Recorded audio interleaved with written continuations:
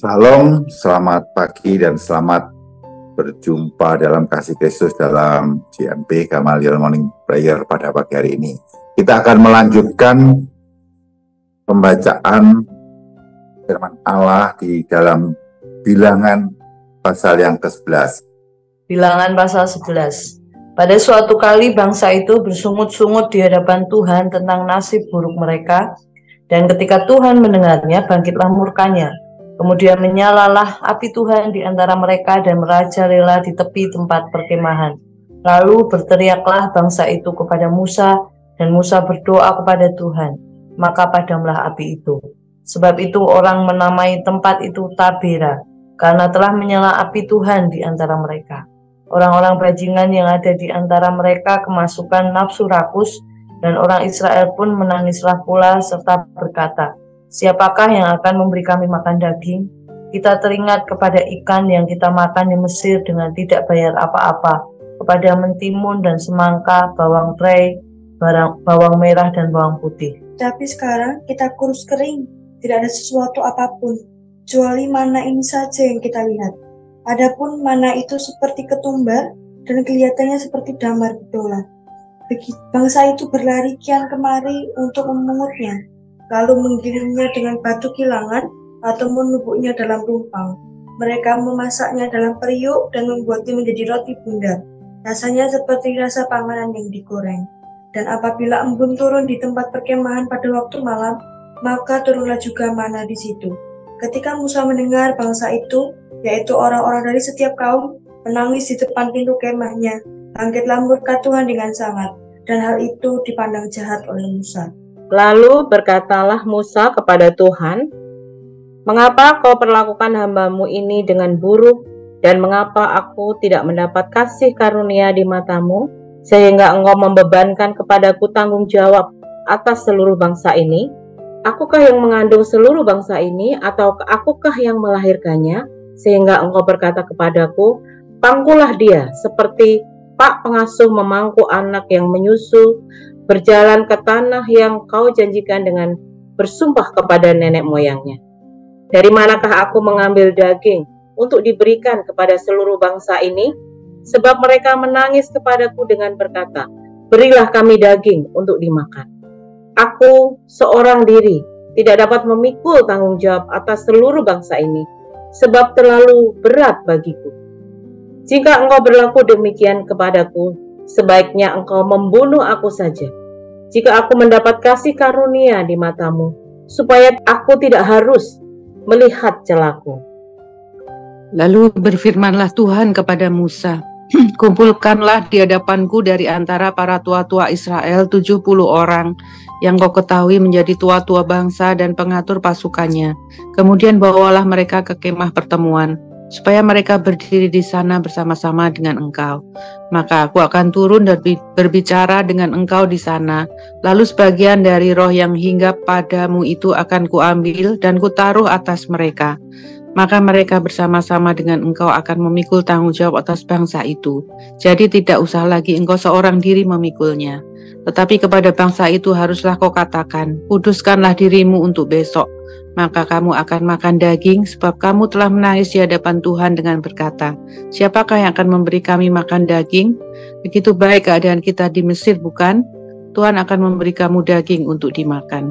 Bukan hanya 1 hari kamu akan memakannya, bukan 2 hari, bukan 5 hari, bukan 10 hari, bukan 20 hari, tetapi genap sebulan lamanya, sampai keluar dari dalam hidungmu dan sampai kamu muak. Karena kamu telah menolak Tuhan yang ada di tengah-tengah kamu dan menangis di hadapannya dengan berkata, untuk apakah kita keluar dari Mesir? Tetapi kata Musa, bangsa yang ada bersama aku ini berjumlah 600.000 orang, berjalan kaki, namun engkau berfirman, daging akan kuberikan kepada mereka, dan genap sebulan lamanya mereka akan memakannya. Dapatkah sekian banyak kambing domba dan lembu sapi disembelih bagi mereka, sehingga mereka mendapat cukup, atau dapatkah ditangkap segala ikan di laut bagi mereka sehingga mereka mendapat cukup? Tetapi Tuhan menjawab Musa, masakan kuasa Tuhan akan kurang untuk melakukan hal itu? Sekarang engkau akan melihat apakah firman-Ku terjadi kepadamu atau tidak. Setelah Musa datang keluar, disampaikannya firman itu kepada bangsa itu, yang mengumpulkan 70 orang dari para tua-tua bangsa itu dan menyuruh mereka berdiri di sekeliling kemah. Lalu turunlah Tuhan dalam awan dan berbicara kepada Musa. Kemudian diambilnya sebagian dari roh yang hingga padanya dan ditaruhnya atas ke-70 tua-tua itu. Ketika roh itu hingga pada mereka, kepenuhanlah mereka seperti nabi, tetapi sesudah itu tidak lagi. Masih ada 2 orang tinggal di tempat perkemahan, yang seorang bernama Eldad, yang lain bernama Medad. Ketika itu hingga pada mereka itu termasuk orang yang dicatat, tetapi tidak turut pergi ke kemah. Maka kepenuhanlah mereka seperti nabi di tempat perkemahan. Lalu beralihlah seorang muda memberitahukan kepada Musa, Eldad dan Medad kepenuhan seperti nabi di tempat perkemahan. Maka menjawablah Yosua bin Nun, yang sejak mudanya menjadi abdi Musa, Tuanku Musa, cegahlah mereka. Tetapi Musa berkata kepadanya, apakah engkau begitu giat mendukung diriku? Kalau seluruh umat Tuhan menjadi nabi, oleh karena Tuhan memberi rohnya hinggap kepada mereka. Kemudian kembalilah Musa ke tempat perkemahan, dia dan para tua-tua Israel. Lalu bertiuplah angin yang dari Tuhan asalnya, dibawanyalah burung-burung puyuh dari sebelah laut, dan dihamburkannya ke atas tempat perkemahan dan di sekelilingnya. Kira-kira sehari perjalanan jauhnya ke segala penjuru, dan kira-kira 2 hasta tingginya dari atas muka bumi. Lalu sepanjang hari dan sepanjang malam itu dan sepanjang hari esoknya, bangkitlah bangsa itu mengumpulkan burung-burung puyuh itu. Setiap orang sedikit-dikitnya mengumpulkan 10 homer.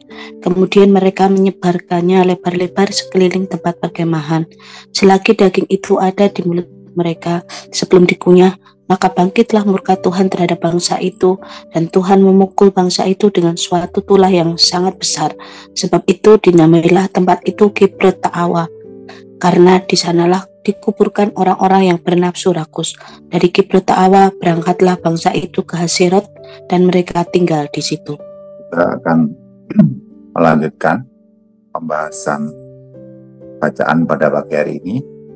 Kita melihat pada ayat yang pertama sampai yang ketiga, bangsa ini bersungut-sungut di hadapan Tuhan tentang nasib buruknya mereka, dan Tuhan mendengarnya, dan Tuhan amat murka karena sikap daripada bangsa ini, sehingga Tuhan menurunkan api Tuhan di antara mereka dan merajalela di tepi perkemahan mereka, sehingga para umat berteriak pada Musa. Akhirnya Musa berdoa, api itu bisa padam.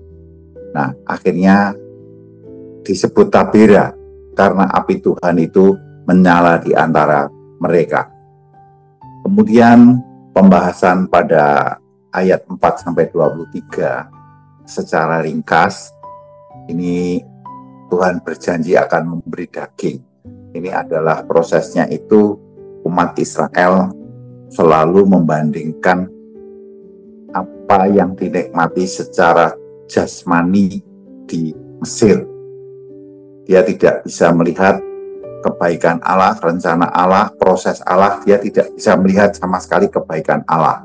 Nah, di sini waktu keluar itu ada orang di luar Israel yang disebut bajingan. Ya, dikatakan di sini, yang mempunyai nafsu rakus. Ini adalah juga orang-orang yang ikut serta bangsa Israel itu. Akhirnya umat Israel itu menangis, dan siapa yang akan memberi daging. Bahkan mereka komplain, membandingkan keadaan di Mesir, mengeluh dan menghujat, bahkan menghujat, ya, mengecam semua kebaikan Tuhan. Dia tidak pernah melihat kebaikan Tuhan dan berterima kasih selama proses dalam perjalanan sampai saat ini.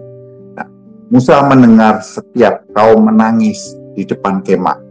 Kemudian ternyata Tuhan juga bangkitlah murka Tuhan. Hal itu dipandang jahat oleh Musa. Lalu Musa berkata pada Tuhan, yang intinya mengapa ia tidak mendapat kasih karunia Tuhan. Ya. Di hati Musa merasa tidak mampu berbuat sesuatu untuk memenuhi kebutuhan umat Israel itu. Allah menjawab bahwa sebetulnya dialah yang berkuasa, ya. Karena Musa mengatakan, apakah aku yang mengandung dan melahirkan bangsa ini? Ya, itu komplainnya semacam itu. Tetapi di sini Tuhan menunjukkan kekuasaan dan otoritas Allah terhadap umatnya. Allah memerintahkan untuk mengumpulkan 70 orang membantu Musa, yaitu disebut tua-tua Israel, untuk berdiri di kemah pertemuan bersama Musa, untuk membantu Musa dan tidak memikul tanggung jawabnya sendiri. Musa itu tidak merasa sendiri dan tidak memikul tanggung jawabnya sendiri, maka dibantu oleh 70 tua-tua. Nah, di sini janji Tuhan akan memberi daging dengan persyaratan umat harus menguduskan dirinya. Nah, itu mendapatkan makanan sebulan lamanya sampai muak mereka makan daging. Nah, Allah tidak berkenan pada umat Israel yang tidak tahu berterima kasih, bahkan menghujat, ya, menghujat bersungut-sungut. Mengapa dia keluar dari Mesir? Dia selalu membandingkan secara jasmani dan duniawi. Dia tidak mempunyai rasa terima kasih atas pemeliharaan Tuhan selama perjalanan hidupnya. Nah, ini kita bisa lihat bahwa Allah tidak berkenan umatnya itu selalu bersungut-sungut dan tidak bisa berterima kasih, tidak bisa melihat kebaikan Allah di dalam hidupnya. Kemudian ke-70 orang tua-tua ini pada ayat 24-30, tua-tua itu berdiri di sekeliling kemah. Turunlah Tuhan dalam awan, berbicara kepada Musa, diambilnya sebagai roh yang hinggap padanya. Nah, ditaruhnya di atas ke-70 tua-tua itu, yaitu roh nabi, ya, kepenuhan seperti nabi. Sesudah itu tidak terjadi lagi. Masih ada 2 yang tercatat tapi tidak ikut di dalam itu, yaitu Eldad dan Medad, juga tinggal di perkemahan, juga mendapat kepenuhan roh seperti nabi. Nah, Yosua menghadap Musa agar itu dicegah. Jawab Musa, ya, jika semua umat Tuhan menjadi nabi, karena Tuhan memberi rohnya hinggap pada mereka. Artinya apa? Yosua adalah abdi pengikut Musa yang setia, sehingga dia tidak paham hal itu. Tetapi Musa menjawab seperti yang tertulis di situ. Kalau Tuhan menghendaki semuanya itu, bagi mereka biarlah itu terjadi. Nah, dari rangkuman kesemuanya ini, ya, burung puyuh pada ayat 31-35, kita bisa melihat bertiup angin dari Tuhan membawa burung puyuh dari laut dihamburkan ke sekeliling kemah. Nah, tiap hari umat mengumpulkan burung puyuh itu. Selagi daging ada di mulut, belum dikunyah, turunlah murka Tuhan karena ragusnya bangsa ini. Tuhan memukul dengan tulah yang sangat besar, sehingga kota itu disebut Kirbotawa, dikuburkannya orang yang bernafsu rakus. Ini gambaran bahwa umat Israel kembali lagi tidak tahu diri dan tidak berterima kasih. Ternyata Tuhan mendidik dan tidak berkenan terhadap sikap nafsu rakus, ya, yang selalu kurang dan tidak tahu diri. Ini ternyata Tuhan juga tidak berkenan. Nah, dari kesimpulan semuanya ini kita akan simpulkan amanat teksnya bahwa kita harus mengimani janji Tuhan. Janji Tuhan pasti akan digenapi. Dan biarlah kita tetap menjaga kekudusan dan tidak bersungut-sungut terhadap Tuhan. Allah mendisiplin yang rakus, bernafsu, dan tidak berterima kasih.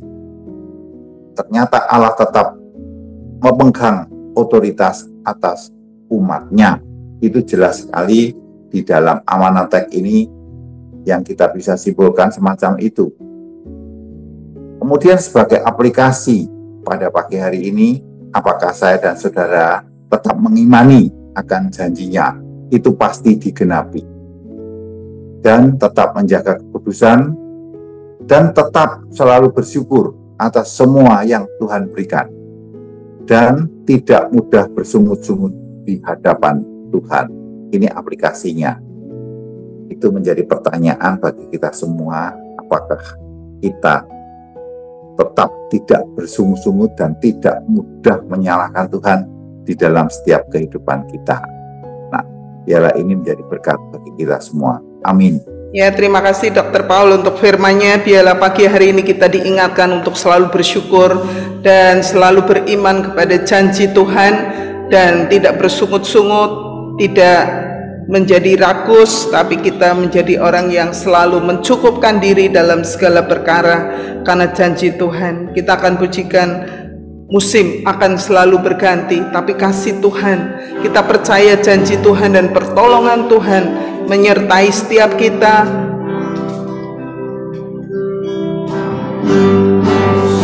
Akan selalu berganti, kasih Tuhan tetap abadi,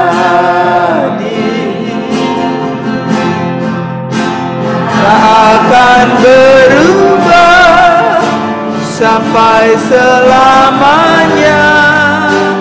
Ku tetap percaya, yakin Tuhan memberkati, ku yakin Tuhan melindungi.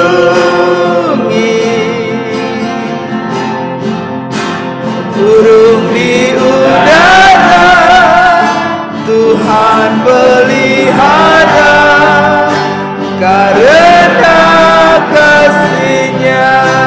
Musim akan selalu berganti, musim akan selalu berganti,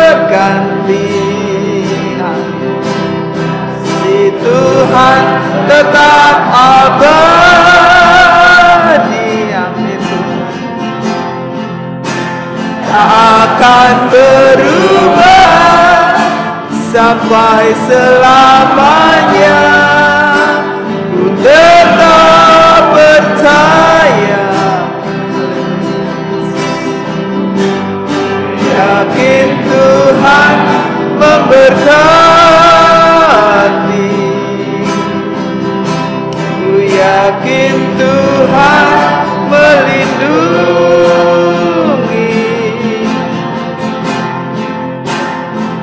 Burung di udara Tuhan pelihara, karena kasih-Nya.